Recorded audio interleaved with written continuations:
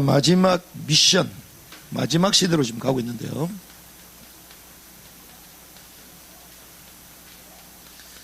마지막 시대에 주께서 남은 자들을 준비시키신 줄 믿습니다. 그래서 하나님이 원하시는 건요, 남은 자들이 영적 동맹을 맺는 거예요. 그래서 우리가 아까 영상도 봤지만 이 시대에 바알에게 무릎 꿇지 않는, 하나님의 복음을 사수하는 남은 자들이 이 땅에 있는 줄 믿습니다. 그래서 이런 남은 자들이 하나 되는 이런 사역이 참 중요하다. 특별히 오늘 23절의 말씀 보니까 이렇게 얘기합니다. 또 약속하신 이는 미쁘시니 우리가 믿는 도리의 소망을 움직이지 말며 굳게 잡고, 우리가 믿는 소망이 뭡니까? 복음을 말하는 거죠. 흔들리지 않고 굳건하게 잡고 있어라. 굳건하게. 그래서 복음만이 우리를 경고케 하시는 줄 믿습니다. 우리가 복음 아니고서는요, 다른 거 잡으면요 전부 다 무너지게 되어 있어요. 그래서 오직 복음, 요한계시록 14장 6절에 보니까 이 복음은 영원한 복음이다. 영원한 복음을 붙드시기 바랍니다. 복음 붙든 사람은 어떻게 되냐? 이사야 26장 3절에 이렇게 얘기합니다. 주께서 심지가 견고한 자를 평강하고 평강하도록 지키시리니 이는 그가 주를 신뢰함이니라. 여러분들이 이 언약 가운데 있기를 주님이 축원합니다. 복음을 붙드는 그 심지 가운데 딱 있으면요, 평강하고 평강하도록 인도하신대요. 그럼 우린 또 착각합니다. 우환이 없나 보다, 문제가 안 생기나 보다, 이렇게 생각하거든요. 그렇지 않습니다. 복음은 사실 다 끝난 거예요. 주는 그리스도시요 살아계신 하나님의 아들이십니다. 주께서 십자가에 지시면서 요한복음 19장 30절 테텔레스타이 다 이루었다 말씀하셨어요. 우리의 문제, 걱정, 과거, 상처 다 끝내신 줄 믿습니다. 그래서 그 그리스도를 믿는 믿음 안에 있으면 평강하고 평강하도록. 왜? 모든 문제 가운데 하나님의 계획이 보이거든. 모든 상처가 도리어 발판이 되거든요. 그러니 평강한 삶을 주신다 이 말이 아니고 문제가 와도 문제가 되지 않는다. 할렐루야. 이 축복을 누리시기 바랍니다. 그래서 제가 아랍 사회 가서요 가장 은혜 받은 거 지금도 생각나.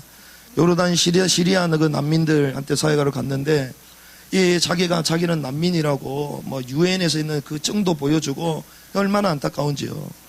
그런데 그 동네에 갔더니 뭐 집도 제대로 없어요. 뭐 잘 수 있는 상황도 안 돼요. 그런데 봤더니 조그만 호텔이 있는데 호텔이 아니야. 그 호텔 문을 탁 여는데요, 문이 어떻게, 문고리가 툭 부러져. 그러면 어떻게 해야 되죠? 방을 옮겨야 되잖아요. 근데 방을 안 옮겨주고 뭐라고 얘기하냐? 마피 무시켈라 이러더라고. 마피 무시켈라 뭐냐? 문제 없다는 거야. 아니 당신한테는 문제 없어도 나는 문제가 많아. 이걸 잠궈야 될 거 아니에요. 상관없대. 제가 그걸 보면서요, 그렇구나. 우리가 너무나도 좋고 편안하게 살다 보니까 전부 다 문제가 되는데, 근데 거기는요 문고리 부러져도 상관없어. 도둑놈 와도 상관없어. 왜? 가져갈 게 없는데. 할렐루야.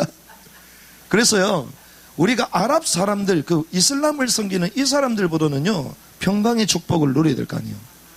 복음을 가지고 있는 우리가 더 여유가 있어야 될 거 아니에요. 그렇죠? 그래서 주님은요, 주님을 신뢰하는 사람, 복음을 붙든 사람을 심지가 견고하게 하셔서 평강의 평강으로 인도하신다. 이렇게 복음을 붙들고 24절의 말씀 보니까 뭐라고 얘기합니까? 서로 돌아보아. 서로 돌아보아. 그래서 우리는 언제든지 수직적인 신앙의 기준이 있어야 되지만 이 축복을 이제는 수평적으로 흘려보내야 되죠. 서로 돌아보아. 사랑하고 선행을 행하고 서로 격려해라. 여러분들 주신 은혜의 말씀을 통하여 여러분들 힘을 얻을 뿐만 아니라 주변에 흘러보는 한 주간이 되기를 바랍니다. 그래서 서로를 돌아봐라. 그런데 마지막에 25절에 이렇게 갑니다. 같이 한번 읽어볼까요? 시작.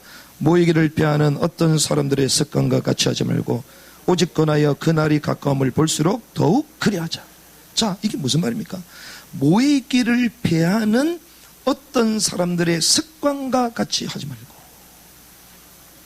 자, 모임을 피하는 습관. 우리가 조금 안 좋은 습관을 우리가 폐습이라고 그러잖아요. 폐해야 되는 습관들이 있거든요. 이걸 말하는 거예요. 모이지 않는다. 이게 습관처럼 됐어요. 지금 코로나 사태 이후로 지금 교회의 교인들이 출석률이 몇 퍼센트냐? 많은 교회, 그러니까 다시 교회로 예배 때 참석하는 성도 수가 높은 곳이 있습니다. 거기가 퍼센테이지로 60%. 그럼 40%는 안 온다는 거예요. 안 온다. 그리고 일반적인 교회는요, 예배 출석률이 30%가 안 된대요, 지금. 30%. 뭐가 됐어요? 습관화 됐어요, 습관. 모이지 말라고 얘기 안 하고, 지금 이제 모이라고 하는데도 안 와요. 습관이 된 거예요. 모이기를 피하는 어떤 사람들의 습관과 가지 말고, 오직 권하여 그날이 가까움을 보세요. 그 날을 말합니다. 그날. 어떤 날? 이런 날이 오는 거예요, 날. 그렇죠? 막연한 걸 말하는 게 아니에요. 그 날이 있다는 그 날. 지금이요, 그 날이 이미 우리에게 다가왔어. 그렇죠? 그래서 성경을 성경대로 보시기를 바랍니다. 성경을 하나님이 그냥 명사로 주신 게 아니에요. 그냥 점 찍은 문서로 주신 사문화된 게 아닙니다. 하나님은요, 지금도 천지는 없어지거니와 하나님의 말씀 1.1획도 변하지 않는다. 그 말씀은 예언되고 성취되고 있는 줄 믿습니다. 그래서 우리는요, 죽음 메시지 붙잡으면요, 우리 인생 죽어버려요. 그렇죠? 율법적인 메시지로 붙잡으면요, 우리 인생 율법화됩니다. 그래서 사람들을 비난하고 정죄하는 거예요. 남들이 이해가 안 되는 거예요. 복음의 말씀으로 반응하면요, 우리 영혼이 살아나게 될 줄 믿습니다. 하나님의 말씀을 성취된다. 성취될 말씀으로 붙잡으면요, 우리 삶의 말씀이 성취돼요. 이 축복을 누리시기 바랍니다. 그래서 이러한 날들이 온다라는 거예요. 날들이. 그런데 이런 폐단들을 겪게 된다는 것입니다. 그런데 재밌습니다. 주님은요, 우리에게 뭘 주셨습니까? 주는 그리스도시요 살아계신 하나님의 아들입니다. 이 반석 위에 내 교회를 세울 것이다. 교회를 세운다. 이 교회가요, 에클레시아입니다. 이 에클레시아가 무슨 말입니까? 부름받은 자들의 뭐요? 모임을 말하는 거예요. 모임. 그래서 교회의 기본은요, 모임을 말하는 모임. 이 에클레시아라는 단어가 어디서 나왔냐? 아테네에서 나왔거든요. 아테네의 시민들의 민회를 구성할 때 민회, 모이는 전체 모임, 그걸 에클레시아라고 말하는 거예요. 그래서 각 개인마다, 가정마다 여러 가지 생각을 갖고 있다가 한번 대표들이 민회로 전부 다 모이는 거예요. 그걸 뭐라고요? 에클레시아. 그러면 모임이 없는 교회가 있습니까? 없는 거죠. 여러분들 분별하는 지혜가 있기를 바랍니다. 마지막 시대 이렇게 온다라고 성경은 처음부터 그래서 얘기를 했던 거예요. 그래서 사실상 이것은 공적 모임인데, 교회는 뭐 할 때 존재합니까? 모일 때 존재하는 거예요. 그래서 초대교회는요, 생명을 걸고 도망갔다? 모였다. 그렇죠? 집마다 성전, 집이든지 성전이든지 현장마든지 전부 다 모였던 거예요. 여러분들이 이러한 영적으로 분별할 수 있는 지혜가 생기는 시간 되기를 주님으로 축원합니다. 그래서 요즘 온라인 교회라고 말하잖아요. 저는 맞다라고 생각하지 않습니다. 이거는 언어 도단이에요. 이거는 말장난하는 겁니다. 왜 그런 줄 압니까? 온라인 교회 맞는 것처럼 보이죠? 그래서 헌금 받고 그러잖아요. 맞는 것처럼 보이죠? 성경적으로 맞잖아요. 뜨거운 냉면이 있습니까? 생각을 잘 해보라니까요. 그런데 이름을 온라인 교회로고는 할 수는 있어. 왜? 또 모이면 되니까. 그렇죠? 그러면 형태적으로는 온라인 교회지만 실제로는 또 모인다 이러면 되죠. 그런데 말 그대로 온라인만 계속 한다? 그거는 교회가 아닙니다. 성경에서 그렇게 말하는 거예요. 그래서 우리는요, 모여서 뭐합니까? 온라인으로 성찬할 수 있어요? 의미는 전달할 수 있겠죠. 그럼 주님께서 왜 떡을 떼셨습니까? 왜 잔을 주셨죠? 그래서 제가 안 하려다가 이번 주 또 해야 되겠다. 어차피 금식이고 새로운 분들 오셨으니까. 그래서 신학자들, 개혁주의 신학자들은요, 성찬이 없는 예배는 예배가 아니라고 말합니다. 그래서 오죽했으면 매일 하면 좋다. 초대교회는요, 매번 모일 때마다 이거였어요. 성찬과 애찬. 눈물을 흘려가면서. 왜? 이 사람이 현장에 나가면 마지막 만남일 수도 있기 때문에.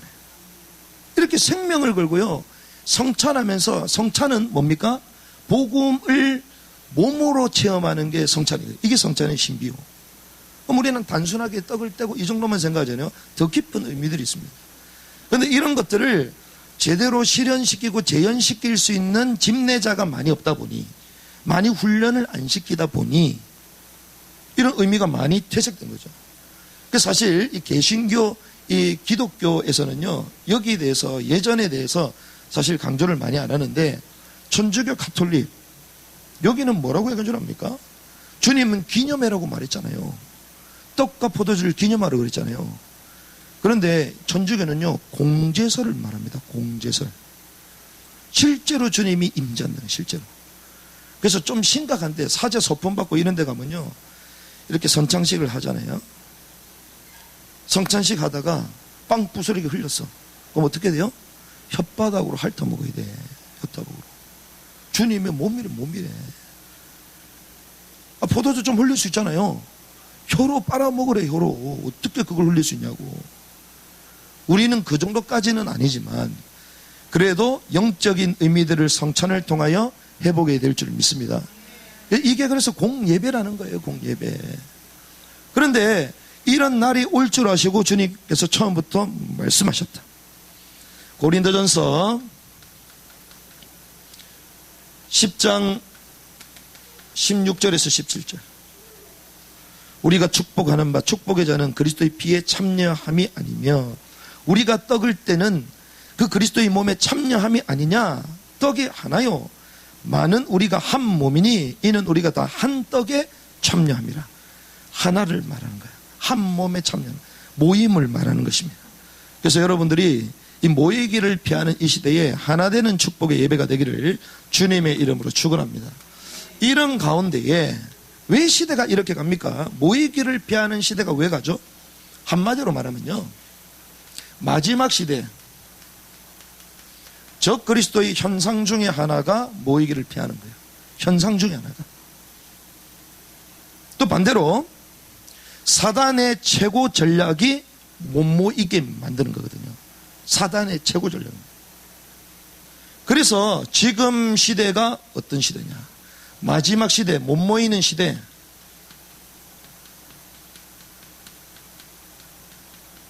그래서 이런 시대가 도래된 거예요. 분열 시대가 도래된 거예요. 우리가 알다시피 사단의 이름 자체가 속이는 자입니다. 이간자. 그리고 우리가 잘 알죠? 거짓의 압이다. 회방자. 이런 뜻이에요. 사단의 이름 자체가요, 참소하는 사람. 그래서 여러분들 고자질 하지 않기를 바랍니다. 참소하는 사람이야. 거짓말하고요, 분열, 회방시키는 거예요. 서로 이간시킵니다. 속이는 거예요. 그런데 이 존재에 대해서 주님은 처음부터 말씀하셨죠. 에스겔서 28장 14절에서 19절 보니까 기름 부음 받은 그룹이었는데, 이 자가 원래는 완전하고 아름다웠다. 그래서 무역이 왕성했다. 이러는 가운데에 마음이 교만함이 찾아온 거예요. 그래서 하나님과 같이 돼야 되겠다. 이사야 14장 12절에 15절 말씀 보니까 그 이름을 뭐라고 합니까? 계명석인데 열국을 엎은 자다. 성경에는요, 단순히 인간의 분열을 말하지 않습니다. 왜 분열 시대가 도래될 수밖에 없는지 영적인 문제 근본부터 성경은 딱 진단하고 들어가요. 지극히 높은 자와 같이 될 것이다.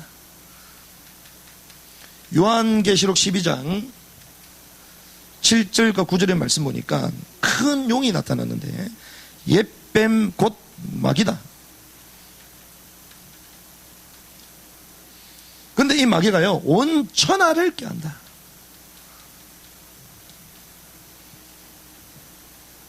하나님을 대적하여 타락해서 이 땅에 침투해 들어왔는데 온 천하를 꾀하고 있는 거예요. 온 천하.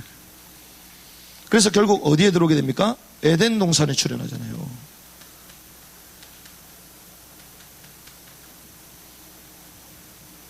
그래서 성경은요, 이 세상 신, 마귀, 세상 임금, 요한복음 16장 11절. 처음부터 이 분열 시대가 도래되도록 만든 원인, 이유를 말하고 있습니다. 그래서 이 땅에 지구에 출현해서 결국 뭐 하게 만듭니까? 하나님과 분리되게 만들어요. 이게 사단의 전략입니다. 하나님과 분리되게 만드는 게 사단의 전략이에요. 하나님은 뭐라고요? 하나되라고 말씀하셨잖아요. 그런데 하나님과 먼저 분리되게 만듭니다. 그 방법이 뭡니까? 죄를 짓도록 만들어서. 이 죄는 무엇입니까? 이 죄라는 것 자체는요, 사실상 하나님의 말씀에 불순종하는 것을 죄라고 말하죠. 하나님의 말씀에 불순종. 이 하나님의 말씀에 불순종한다, 이 말은 하나님의 언약을 파괴하는 것입니다. 하나님이 우리 인간의 하나님의 형상대로 창조하시고 난 이후에 인간하고 계약을 맺으셨는데, 그게 뭐냐면 창세기 2장 17절이잖아요. 선악을 알리게 하는 지식에 관한 나무를 따먹지 말라.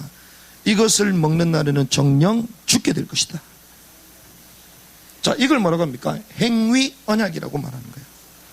하나님이 인간에게 모든 축복을 다 주셨지만 단 한 가지, 동산 중앙에 있는 선악을 알게 하는 지식에 관한 나무, 이걸 보면서 뭘 기억해라? 언약을 기억해라. 그 언약을 주신 분이 누구시다? 하나님이시다. 그 하나님이 내게 말씀하셨고 나는 그 말씀에 순종해야 되는 존재구나. 절대 기준을 주신 거예요. 그래서 하나님의 말씀은요, 우리 생의 절대 기준입니다. 그래서 말씀 잃어버린 사역 방황하게 됐어요. 말씀 없는 우리 한 주간의 삶, 그냥 열심히 살아가는 겁니다. 그래서 저희들은 꼭 물어보는 게 있습니다. 이번 주에 주셨던 메시지가 뭐냐? 대부분 몰라. 제가 지금까지 만난 신자가 한두 명이 계세요. 현장에서 전도하면서. 이번 주에 담임 목사님을 통해 주셨던 메시지가 뭐냐? 물어보면 아는 사람 한 명도 없어. 한 명도. 제가 그런 사람만 찾아다녔는지는 몰라도 아무도 없어. 아무도. 어떻게 된 게. 그 자기 큐티하고 은혜 받은 거는 열심히 해요. 필요해. 근데 더 중요한 건 하나님이 교회, 공동체를 통하여 주시는 말씀이 있거든요. 그 교회를 통하여 하나님은 우리가 손과 발이 되어 하나님의 역사를 이루기 원하시거든요. 그래서 하나님이 강단을 주시는 거예요. 기준을 딱 주시는 겁니다. 그러면 우리가 달력을 보면요, 월요일부터 일요일 돼 있는 게 아니잖아요. 일요일부터 있고 토요일까지 있죠. 왜 그렇게 돼 있을까요? 일반 불신자들은 월요일부터 열심히 살면서 마지막 일요일 되면 좀 쉬어야 돼. 아이고 죽겠다 좀 쉬자. 오늘같이 비 오는 날 콩나물국 끓여가지고, 그래가지고 오늘 같은 날은 또 부침개 하나 해가지고 막걸리 한 사만 먹어가면서 대부분 이렇게 살잖아요. 그런데 하나님이 왜 일요일부터 주죠? 일요일 날 하나님과 함께하는 축복, 안식의 축복 주시는 말씀으로 힘을 얻고 한 주간 살아가는 거예요. 그러면 한 주간을 주님께서 아실까요? 모를까요? 압니다. 생사화복을 주관하시는 주님께서 죄송합니다만 저와 여러분들 장례식 알까요? 몰라요? 압니다. 그러면 주님이 한 주간 동안 살아갈 건데 필요할 걸 주실까요? 안 주실까요? 주시죠. 언제 줍니까? 주일날 주시는 거예요. 말씀을 주시는 겁니다. 영적인 힘을 얻도록 하시는 거예요. 그래서 그 말씀 붙들고 우리는 한 주간 어떻게 해요? 말씀이 어떻게 성취되느냐, 이걸 보는 삶이 되는 거예요. 그래서 하나님의 언약을 붙드시기 바랍니다. 하나님의 절대 기준을 처음부터 하나님 주셨단 말이에요. 이 기준 속에서 살아나는 거예요. 그래서 우리는 하나님의 말씀대로 살아야 되는 존재구나. 생각해 보세요. 태초에 하나님이 천지를 창조하셨다. 뭐로요? 말씀으로. 그러면 저와 여러분들이 흙으로 창조됐어요? 말씀으로 창조됐어요? 말씀으로. 그렇죠. 흙은 소재일 뿐이요. 소재, 재료일 뿐입니다.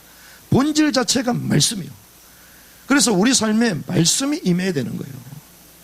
그래서 하나님이 처음부터 절대 기준 말씀을 주셨는데, 이 사단이요, 에덴 동산에 출현해서 말씀을 파기하도록, 하나님의 말씀보다 이것을 따먹으면 네가 하나님처럼 된다, 이 말 유익을 말미암아 하나님의 말씀을 불신앙하죠. 믿지 않습니다. 결국 사단의 말에 순종하죠. 그래서 사단에게 장악당한 거예요. 사단에게 장악되고 불신앙의 죄가 온데 빠지니 그 인생이 어떻습니까? 하나님을 떠나버린 인생, 본질적인 지옥과 같은 삶이 이때부터 시작되는 거예요. 그래서 우리는 본질적인 공허함과 본질적인 불만족, 이것이 어디서부터 나올까요? 창세기 3장에서부터 시작돼요. 내 인생의 방황, 내가 시험을 못 쳐가지고 좋은 학교를 못 가고 내가 취업을 못 해가지고, 그게 아닙니다. 우리 인생의 진짜 불만족은요, 하나님을 떠났기 때문이에요. 우리 인생의 불완전함, 방황, 어디서부터요? 지옥과 같은 삶, 하나님을 떠났기 때문이요. 요셉은 그러면 자살해야 되겠네. 형들이 자기를 팔고 그러면 죽어야 되겠네. 그렇죠? 아닙니다. 하나님이 함께 하신다면 여호와는 나의 목자시니 내가 부족함이 없다. 하나님을 떠나니 본질적인 공허함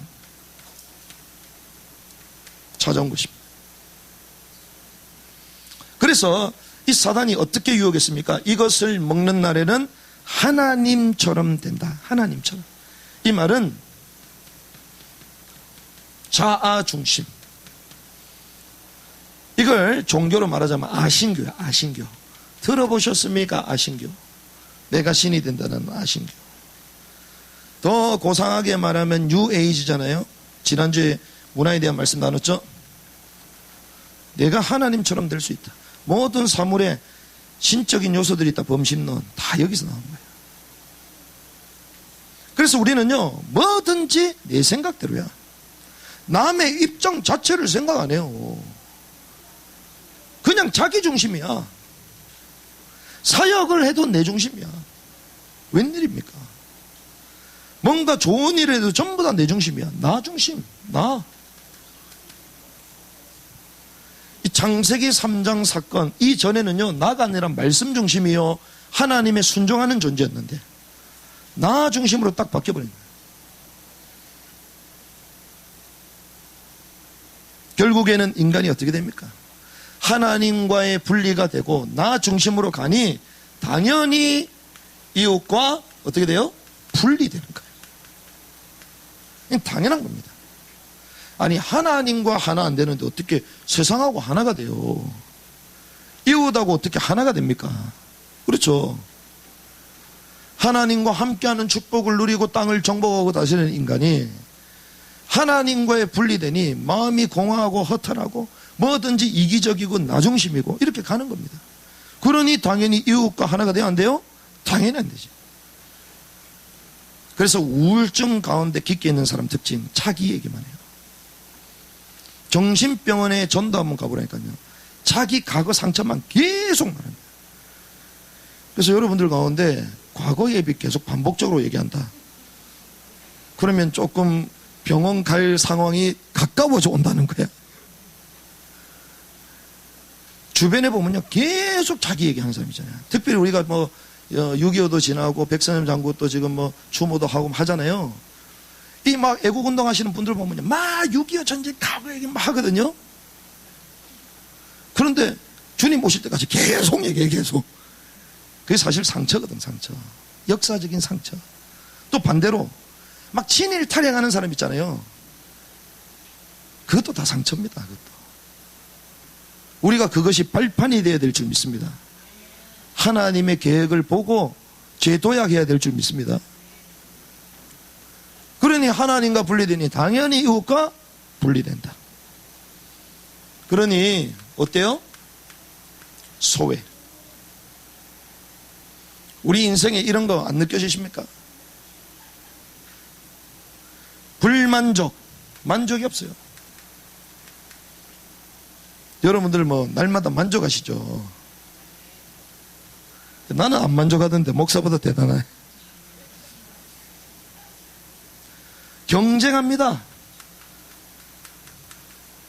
선한 일을 해도 경쟁. 어제 우리가 어르신들이 고생한다 그래가지고 그 커피 탁 까가지고 탁 전달하고 했거든요. 그래가지고 뭐 필요하신 분들은 후원다고 이렇게 모금함도 맡아도 이랬더니 와, 다른 분들이 와가지고 뭐 다짜고짜 소리쳐 난리가 났어. 그 경찰까지 왔잖아요. 그리고 왜 이걸 하냐고 막 난리가 난 거예요. 아니, 우리 봉사한다, 봉사. 아니래. 모금하고 이거 막, 이게 횡령, 뭐 돈, 기부, 뺏어가고 이런다는 거야. 아니요. 돈 안 받았어. 이런 분도 안 받았어. 그러면서 나중에는요, 이런 상황을 아니까 주변에 한 50명 가까이, 거의 있는 주변에 있는 모든 사람들이요, 아니, 목사님 잘한다는 거야. 목사님 잘한다. 이렇게 좋은 일을 하는데. 그래서 막 끌고 가시더라고. 우리는 가만히 있는데 이분들이 끌고 가시는 거야. 경찰한테 막 끌고 가가지고 이거 어떻게 이렇게 좋은 일을 하시는데 왜 이 사람이 와가지고 이렇게 하냐. 그게 막 자기네들끼리 막 싸워. 그게 나중에는 우리 안 하겠다고. 그러면서 많은 분들이 오셔가지고 이렇게 얘기합니다. 하라는 거예요. 이 좋은 일을 왜 안 하냐. 그래서 저희가 한마디 했죠. 싸우면 되겠습니까? 아무리 좋은 일이라도 분열되면 의미가 없어요. 좋은 일을 하면서도 뭐 한다고요? 경쟁. 근본적으로 하나님과의 만족함이 없으니까 세상의 것에 뭔가 충족이 돼야 되는 거예요. 그러니 경쟁으로 가는 겁니다. 결국 뭐합니까? 다투죠. 이 가운데 우리는 배신감을 느끼잖아요. 그래서 사실은 이런 가운데 배신감을 느끼면서 서로 경쟁하고 다투면서 어떤 사람들은 집착과 중독까지도 가게 돼요. 뭔가를 하나를 얻기 위해서. 또한 집단 이익을 위해서 또 야합하는 경우도 있습니다. 이게 세상이에요, 세상. 이렇게 다 돌아갑니다. 겉으로는 남을 위하는 것처럼 보이지만 남을 위할 수 있는 인간이 아니라니까요. 근본 자체가 하나님을 떠났기 때문에 남을 위할 수 있는 자들이 아닙니다. 제가 그걸 증명해 드릴까요? 성경에 나오잖아요. 창세기 4장. 가인과 아벨, 가족 간에도 갈등이 있어요. 자기 가족인데 서로 죽이잖아요. 누구 역사죠? 성경에 나오잖아요. 가인의 그 마음속에 누가 들어갔다? 사단이 들어갔다. 성경 말하잖아요. 누가 분열하게 합니까? 계속 왜 경쟁하게 만듭니까? 그래서 이걸 깨트려 보지 못하면요, 아무리 이래도 결국 안 되게 되어 있습니다. 창세기 6장이 뭡니까? 네피림이죠. 육신 중심입니다. 육신. 네피림의 야합이요. 전부 다 자기 이익을 위한 야합이요. 근데 결국 어떻게 됩니까? 네피림 시대 진멸하잖아요. 창세기 11장 뭡니까? 결국 바벨탑 국가도 전부 다 패권, 자기 나라 이익을 위해서 패권주의 경쟁 가운데 가는 거죠. 왜 이렇게 됐습니까? 하나님을 떠난 인간의 실존이 바로 이런 모습이죠. 그래서 저와 여러분들은 이러한 분열 시대, 특별히 하나님으로 만족할 수 없는 집착과 중독과 경쟁과 다툼, 이 흐름 가운데 우리는 영적인 눈을 뜨고 제대로 진단하고 행동해야 될 줄 믿습니다. 이런 것들이 딱 보여줘야 돼요. 그렇구나. 지금 시대가 이렇게 가고 있구나. 근데 단순한 게 아니구나. 그래서 저와 여러분들 이 시대에 하나됨을 해보게 될 줄 믿습니다. 왜 그러냐? 하나님 자체가 하나입니다. 이게 무슨 말이에요, 목사님? 하나님 자체가 하나라는요. 성부, 성자, 성령. 하나님은 어떻게 존재하세요? 삼위가 하나 공동체로 존재하셔. 우리를 구원하실 때도요, 그냥 내가 한번 인간을 구원해야 된다 혼자 독단적으로 결정한 게 아니에요. 하나님이 성부 하나님께서 계획하시고 성자 예수님께서 이루시며 성령께서 보증하시는 거예요. 그래서 삼위일체 하나님 자체가 공동체예요. 자, 창조할 때부터 창조도 그냥 하신 게 아닙니다. 창세기 1장 26절에서 보니까 우리가 우리의 모양대로 사람을 만들자. 우리가 서로 의견을 나누셨어요. 창조 때부터. 그렇죠? 가정을 지으셨을 때 처음에 이것도 남자와 여자 처음부터 뭐예요? 공동체로 존재하는. 지금 차별법이 뭡니까? 이 공동체의 비밀을 끊어버리는 거예요. 극단주의 이기심을 개인주의로 가는 거예요. 남과 여 이 비밀을 끊어버리는 거예요. 그러니까 차별법 통과돼도 된다 이런 목사님들 있잖아요. 저는 제 머리는 이해 못합니다. 왜? 남자와 여자 이거 자체를 말을 못하면요, 복음도 설명 자체를 못한다니까. 복음 도입 자체를 못해요.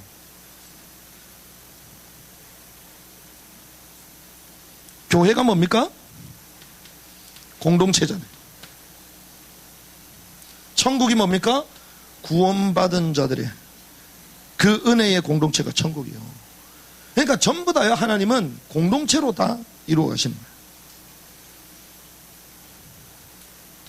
베드로전서 1장 9절 믿음의 결국은 곧 영혼 구원이다 이렇게 얘기했죠. 디모데전서 2장 4절에 보니까 하나님의 소원이 뭡니까? 모든 사람이 구원을 받고 진리에 이르기를 원하신다. 한마디로 뭡니까? 구원이잖아요. 그런데 이 구원이 무엇인가? 이 구원 자체가 하나님과 하나 되는 거예요.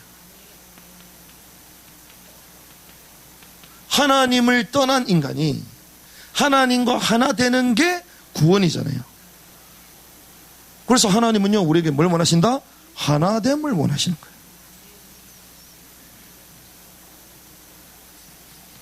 로마서 3장 23절 보니까 모든 사람이 죄를 범하였으며 하나님의 영광에 이르지 못하더니, 모든 사람에게 죄로 인하여 하나님과 분리됐잖아요. 그래서 인간의 방법으로 하나님을 만날 수 있습니까? 인간의 방법으로. 이 땅에 그 어떠한 지혜를 가지고 그 어떤 영웅도 이 문제를 해결할 수 있나요? 해결할 수 없어요. 그래서 성경은 뭐라고 합니까? 다른 이로서는 구원 얻을 수 없나니 천하 사람에게 구원 얻을 만한 다른 이름을 주신 적이 있다 없다? 없느니라. 사도행전 4장 12절. 그래서 처음부터 주님이 우리에게 뭘 약속하셨습니까? 메시아를 약속하신 거예요. 이걸 우리는 복음이라고 말합니다. 메시아. 타락한 이후 창세기 3장으로 말하면 죄인된 인간에게 인간의 힘으로 죄와 사단과 지옥의 권세를 이길 수 없기 때문에 처음부터 메시아를 약속하신 거예요.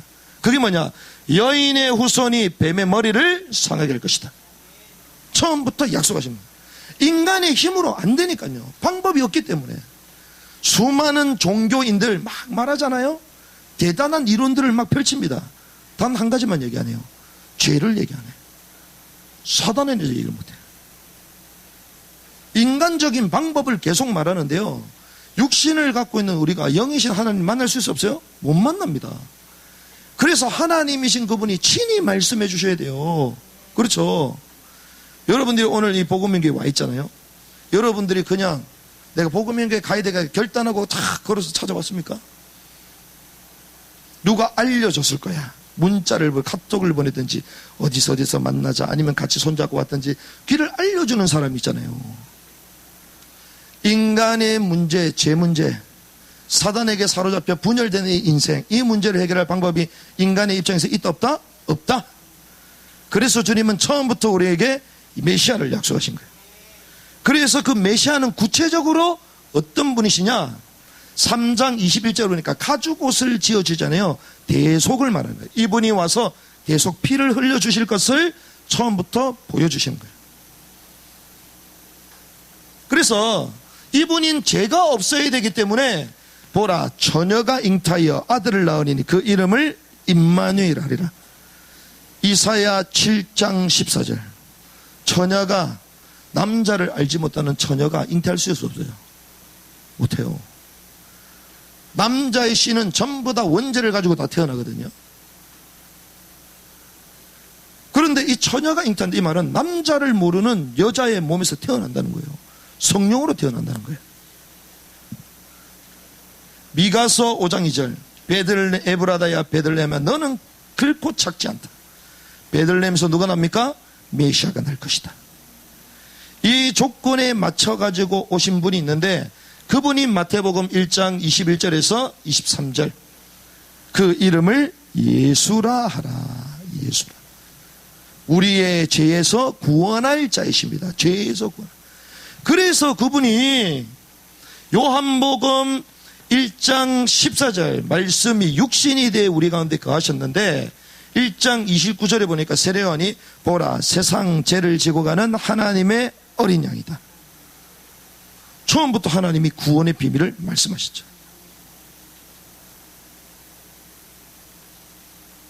그래서 이 사실을 어떻게 해요? 믿을 때 로마서 1장 17절 18절 16절에 17절 믿기만 하면 로마서 10장 9절에서 10절 또 10장 13절 누구든지 주의 이름을 부르는 자는 구원을 얻게 될 것이다. 마음으로 믿어 의여르고 입으로 시인하여 구원을 얻게 된다. 마음으로 믿어야 돼요. 왜? 인간의 방법 그 어떤 걸로 이 문제를 해결할 수 없기 때문에 주님 단 한 가지 믿으라는 거예요. 믿으라는 거예요. 믿음 외에는 답이 없어요. 그때 뭐가 임한다? 구원. 하나님과의 하나됨이 회복되는 거예요. 이러한 하나님과의 하나됨 진정한 복음이 여러분들 영혼 속에 깊숙이 새겨지는 시간 되길 바랍니다. 하나님과의 하나됨을 이룬 거예요. 죄에서 우리는 벗어난 거예요. 그래서 이 구원받은 자들의 모임이 뭐라고요? 교회. 이들이 모인 것입니다. 근데 잘 보세요. 이러한 축복을 가지고 주님 모이게 하셨는데 교회 갈등이 있어요? 없어요? 없겠죠. 교회 갈등이 있어요? 없어요? 왜 그럴까요? 신기하죠. 성도들끼리 갈등합니다. 누구 역사죠? 그러니요 이단들은요 요거 가지고요 한국교회 무너뜨리는데 박수를 치고 있습니다. 지금 이 교회는 이렇게 싸우고 저 교회는 이렇게 싸우고 막 신문 언론 매체가 싸운다 전부 싸우는 얘기. 우리가 남 싸우는 거 보면 재밌어요? 재미없어요? 재밌잖아요. 재미잖아요. 옛날에 보니까 닭싸움이 엄청 재밌더만. 닭싸움 불난 거 구경하는 거 재밌고 닭싸움 재밌고 여자들끼리 머리 뒤에 싸워서 재밌는 건데 저는 보니까 어렸을 때 교회 와 싸우는 거 봤다고. 방석 강단에 던지고 난리도 아니야. 대단하다. 뭐 그렇게 열심으로 그렇게 싸워요. 생명을 걸고 싸워. 주여 삼창하고 싸워. 40일 금식하고 와가지고 본격적으로 싸운다고. 그래가지고 누가 잘했고 못했고 전부 다 엽서 딱 적어 와가지고 서로 붙는 거야. 그런 교회가 강남에 지금 쫙 깔려 있습니다. 이런 비밀을 알아요 몰라요? 모르는 거야. 굳이 뭐 사람이 잘못한 걸로 알아. 목사님이 잘못했고 뭐 장로님이 잘못했고 그런 수준이 아닙니다. 성도들이 싸우잖아요. 법정 공방까지 가. 그러니 어떤 일이 벌어집니까? 세상에 조롱을 당하는 거예요. 조롱. 가난 신자들이 부흥의 시대를 맞이했어. 가난 시대. 가난 신자. 그래서 막 자기네들이 옳다 주장하는 거야. 나는 동성애자들만 그럴 줄 알았더니 교회 신자들이 자기들이 옳다 말하고 옳다. 더 무서운 게 뭔지 압니까? 우리 자녀들이 세상이 답답해 버렸어요. 이게 한국의 현실이에요. 상처를 누가 입습니까? 후대들이 상처를 입어요. 그게 전부 다 죽어버렸어. 그래서 이것만 끝입니까? 교회와의 갈등이 있습니다. 교인 이동, 조금만 부흥되면 다 도망가고. 그래서 교회의 명성 서로 싸움하는 거예요. 우리 교회가 대단하고 어쩌고. 그래서 우리는 교회 자랑하시기 마지막에 바랍니다. 우리는 교회 자랑, 오직 그리스도만 자랑하시기 바랍니다. 복음에 자랑할 게 없어요. 그렇게 자랑할 그리스도의 영광이 없어서 우리가 교회 자랑합니까? 누가 어쩌고 저쩌고. 그거는 그냥 농담 삼아 하는 거지.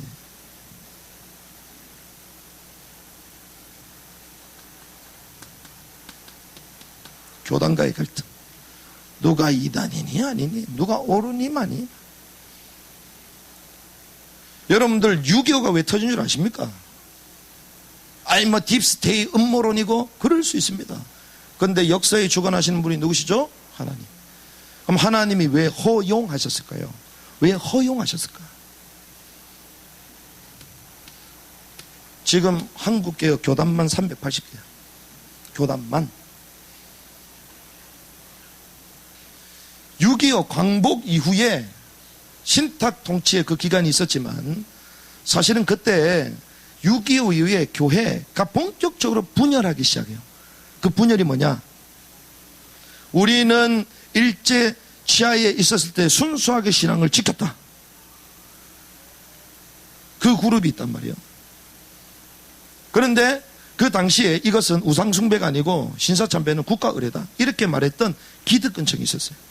근데 웬일이요? 해방이 되고 나니까 큰일 났거든. 진짜 해방이 되고 나니까 이 순교하면서까지도 신앙을 지켰던 이 그룹들이 달라드는 거야. 달라들어. 한국계 전부 다 회개해야 된다.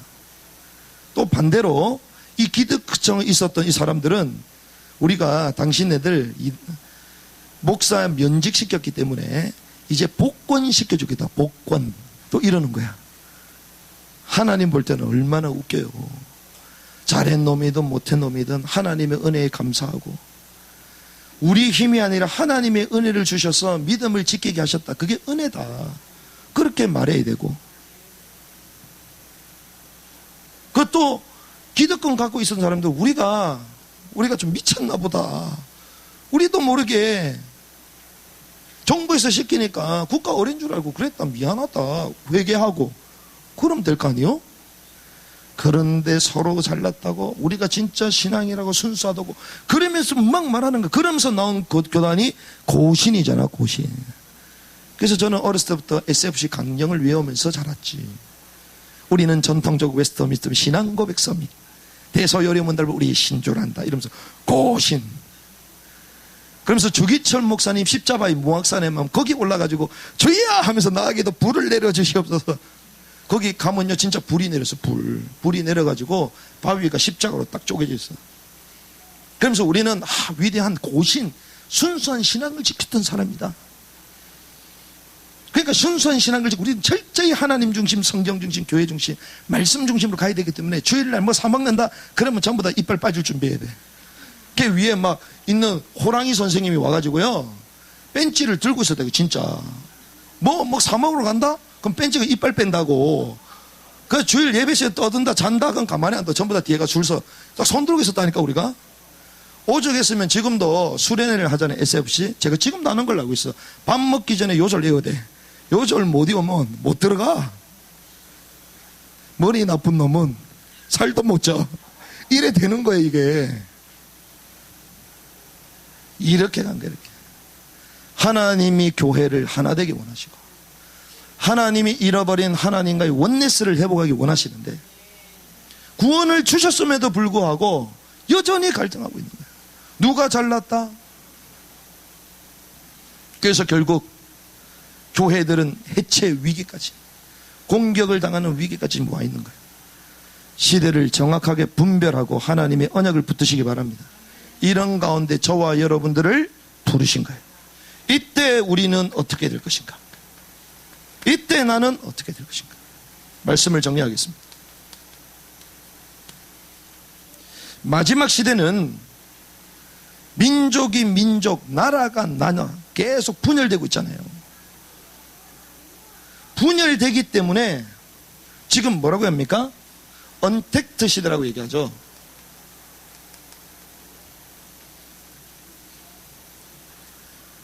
원래는 컨택트 시대인데 언컨택트 또 언택트 이렇게 말하잖아요. 비대면 시대로 몰아가는 겁니다. 그렇죠? 자, 비대면의 핵심은 뭐냐? 결국 개인이거든요. 어떻게? 국가가 개인을 통제하는 시스템으로 가는 거예요. 그래서 이게 마지막 시대의 모습입니다. 언택트. 뭐예요? 개인의 안전, 개인의 인권, 이건 너무 소중하기 때문에 함부로 모이지 말아라. 국가에서 통제시키는. 근데 이게 마지막 시대의 적그리스도의 현상 중에 하나잖아요. 이게 이렇게 가는 거예요. 지금 이렇게 몰고 가는 겁니다. 그래서 마태복음 24장 13절의 말씀 보면 마지막 시대에 대해서 주님 말씀하시면서 이렇게 말씀합니다. 끝까지 견디는 자가 이긴다 이거죠. 끝까지 견디는 자가 구원을 받을 것이다 이 말을 하죠. 자, 끝까지 견딘다 이 말은 외부의 저항, 우리를 저항하는 어떤 힘들이 있다는 거예요. 지금 성도들을 향하여 외부적인 압력이 지금 들어오고 있잖아요. 그렇죠? 이게 똑같습니다. 성경은 처음부터 얘기했습니다. 그런데 이런 가운데 대부분 어떻게 하냐? 미혹을 당합니다. 유혹과 미혹은 차이 있거든요. 유혹은 압니다. 알면서 당한 게 유혹이고, 미혹은 우리도 모르면서 당해요. 모르면서. 특별히 문화와 이 정부, 이 글로벌 시스템을 가지고 우리를 미혹해. 나도 모르게 당해. 나도 모르게. 어떻게 합니까?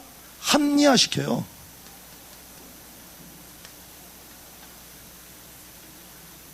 그래서 목사님들도 전부 다 그러잖아요. 아, 정부에서 모이지 말라는데 왜 모이냐? 아, 모일 이유가 뭐 있냐? 그래서 제가 얘기하죠. 우리는 모여서 성찬식 하는데요? 이러지, 우리는. 모여서 성찬식 하는데요? 아, 인터넷으로 성찬식 하세요. 그러니까 사람들이요, 그냥 계속 합리화시켜. 왜? 사실상 이게 배도시대거든요. 알곡과 가라지를 주님 구분하시는데 본인들은 계속 합리화시킨다고. 그럴듯한 말로. 사실 이 사람들 합리화시키는 사람이 정말 나라를 위해서 눈물을 기도하는 사람은 없습니다. 우리 특별히 우리 젊은 세대들이 나를 모로코를 위해서 기도하잖아요. 성경에 나왔던 위대한 하나님의 사람들 전부 다 애국자야. 나라를 위해서 가슴 창자가 끊어진다 할지라도, 내 죽는다 할지라도 생명책에 내 이름 기록이 지어진다 할지라도 우리 민족을 살려달라. 그게 모세요, 그게 바울이요, 그게 다니엘이야. 왜? 이 민족이 살아야지 마음껏 복음을 전할 수 있고 우리나라가 메시아의 나라가 돼야 되니까. 지금 어떤 시대로 가고 있어요? 지금 이런 시대로 가고 있습니다. 지금 전부 다 자기 합리하고요, 전부 다 냉소주의, 관심이 없어. 왜? 자기 일에 걸려있거든요. 그런데 이런 가운데서 바울은 뭐라고 얘기합니까? 남은 자가 있다.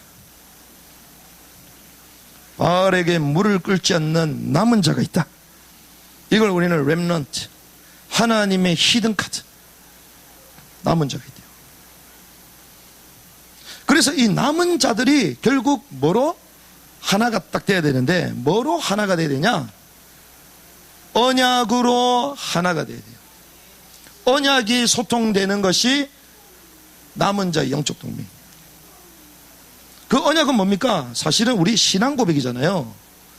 마태복음 16장 16절, 주는 그리스도시요 살아계신 하나님의 아들이십니다. 이 고백을 할 수 있는 사람은요, 전부 다 언약으로 하나가 되는 거예요. 교단도 필요 없어요. 생김새도 필요 없고 나이도 다 필요 없어. 주는 그리스도시요 살아계신 하나님의 아들이십니다. 그래서 작년 이맘때 제가 딱 보니까요, 작년 이맘때 전 터키 있었거든요. 터키에 국제 컨퍼런스도 진행하고 이러는데, 거기에 딱 가니까요, 한 3,000명 가까이 이런 무슬림에서 온 친구들, 거기는 예수 믿으면 제한을 제재를 당하잖아요. 때로는 막 죽임까지 당하잖아요. 그런 가운데 민족들이 다 왔다고요. 그 와서요, 어디 나라 왔는지 묻지도 않아. 그냥 주는 그리스도시요 살아계신 하나님의 아들이십니다. 전부 다 가족이야. 그냥 다 하나야. 당신이 한국에서 어느 교단에서 어느 지역에서 왔냐 안 물어봐요. 아시아에서 왔구나. 끝. 시대가 이런 시대입니다. 지금 우리 틀에 걸려가지고 뭐가 소통돼야 됩니까? 사명이 소통돼요. 이 사명은 뭡니까? 마태복음 28장 18절에서 20절, 너희는 가서 모든 족속으로 뭘 삼아라? 제자를 삼아라. 하나님이 모든 민족마다 제자를 두신 줄을 믿습니다. 특별히 우리 모로코 YG 팀들 앞으로 파송받으면 제자를 찾는 은혜길 바랍니다. 제자 찾으면 끝나요. 우리가 지금 모리탄에 제자를 찾았잖아요. 가서 세례까지 주고 왔잖아. 제자 찾으면 거기서 알아서 말씀운동 다 해. 그럼 우리도 안 가도 돼. 메시지만 주면 돼. 누가 그렇게 했어요? 바울이 그렇게 했습니다. 바울이 지역마다 하나님이 예비한 제자를 딱 찾아버리잖아요. 그러니 마게도냐 첫성 빌립보 갔을 때는요, 처음부터 하나님께서 마음의 문을 열어가지고 나로 주 믿는 자로 알거든 우리 집에 와서 유하라 이래. 우리는 지금 주인이 집 나가라고 난리인데 바울은요, 가는 곳마다 문이 막 열려. 이런 축복 누리시기 바랍니다. 그래서 전도는요, 수동문이 아니요, 자동문이요. 그냥 열려지는 거예요. 그래서 여기에 대한 구체적인 메시지는 오후 때 하려고 지금 생각인데, 주님이 뭐라고 하면, 오직 성령이 임하시면 건을 받고 여러 산 땅 끝까지 이런 내 증인이 되리라. 그런데 언약과 사명만 통해서 될 게 아니에요. 뭐가 통해야 돼요? 영성이 소통돼야 돼요. 그래서 마태복음 16장 24절에서 28절에 보니까 자기를 부인하래요. 자기 부인. 자기를 부인하고 자기 십자가를 지는 영성이 필요하다. 이런 자들과 하나가 되어야 될 줄 믿습니다. 고린도전서 10장 30절 뭐라고 합니까? 먹든지 마시든지 누굴 위하여? 주의 영광을 위하여 하라. 이런 오직 주의 영광을 위하여 사는. 그래서 하나님은 남은 자의 영적 동맹을 원하시는 거예요. 왜 그러냐? 하나 될 때마다 성경에는요, 기적이 일어났습니다. 그게 뭐요? 출애굽입니다. 출애굽. 언약으로 하나 될 때, 피 동시에 바를 때 기적이 일어나요. 출애굽 역사. 그때 폐장병도 아니요, 노예도 아니요, 주님은 뭐라고요? 애굽에서 빠져나오는 그 행렬을 보고 여호와의 군대다라고 막, 군대. 여러분들 군대가 되는 축복 되길 바랍니다. 승리가 임하는 거예요. 그래서 예수님의 전도 방법도 뭔지 압니까? 제가 오해 말하는데, 예수님의 전도 방법이요, 예수님의 방법은 전략이 아니고 사실 사람이었어요. 사람. 그런데 그 사람을 어떻게 함께 하시는, 함께. 그래서 예수님 처음부터 어떻게요? 원하는 자들을 부르시니 나온지라. 함께 있게 하시고, 함께. 함께가 되면 끝나는 거예요. 함께. 지금 한국교회 목회자들이요, 함께를 못해요. 예수님은요, 3년 동안 부른 자들과 3년 동안 뒹굴면서 살았어요. 그런데 한국 목사들은 뭐라고 얘기합니까? 뒹굴면서 죽어도 안 살아. 왜? 감출 게 많거든. 여러분들 주변에 있는 담임 목사 지금까지 보신 분들이 같이 3년 동안 뒹굴고 먹으면서 호화시를 다 보여주면서 전도나 사람 봤습니까? 숨길 게 너무 많아. 근데 주님은요, 함께 있게 하시고, 함께 하면서 치유하고, 잘못된 거 드러나면 지적하는 게 아니라 복음으로 또 치유하고. 그래서 예수님이 제자들을 사랑하시되 끝까지 사랑하셨다. 그래서 함께 하는 가운데 하나님은 하나님의 역사를 이루어 가신 거예요. 그래서 우리의 마지막 미션은 뭡니까? 남은 자의 영적 동맹이다. 이 막연한 게 아니라 이 메시지 성취의 자리로 저와 여러분들 부르신 줄 믿습니다. 그래서 오늘 하나의 축복을 여러분들 누리는 거예요. 여러분들 현장 가서도 복음을 알지 못하고 사단에게 종려 있는 사람을 복음의 말씀으로 원네스를 회복하는 거구나. 현장을 살리는 것이 하나님 원하시는 하나님을 회복하는 것이구나. 이런 축복을 누리기를 주님의 이름으로 축원합니다.